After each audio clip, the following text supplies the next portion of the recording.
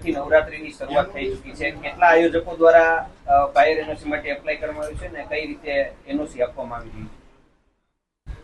નવરાત્રી દરમિયાન જે ફાયર એનઓસીની વિગત છે એમાં દરેક ફાયર સ્ટેશન ઉપર આપણે દરેક આયોજકોને સરળતા રહે એ હેતુથી આપણે દરેક ફાયર સ્ટેશન ઉપર અરજીઓ ઇનવર્ડમાં લેવડાવી છે. ત્યાંથી જ તરત જ આપણા સ્ટેશન ઓફિસર કે લીડિંગ ફાયરમેન કે સિનિયર કર્મચારીઓ તુરંત ઇન્સ્પેક્શનમાં જઈ અને સત્વરે એને ફાયર એનઓસી આપવામાં આવે એવી વ્યવસ્થા આપણે કરવામાં આવેલી હતી.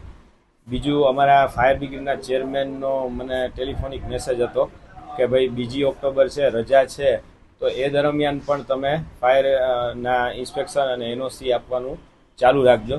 તો એમની સૂચના મુજબ અમે ગઈકાલે 2 ઓક્ટોબરની રજા હોવા છતાં અમારા ઓફિસરો, અમારા કર્મચારીઓ જુદી જુદી જગ્યાએ ઇન્સ્પેક્શન કરી અને જ્યાં બધા ફાયર સેફ્ટીના સાધનો કમ્પ્લીટ હતા એ લોકોને ફાયર એનઓસી ગઈકાલે રજા હોવા છતાં પણ આપણે ઇસ્યુ કરેલી છે.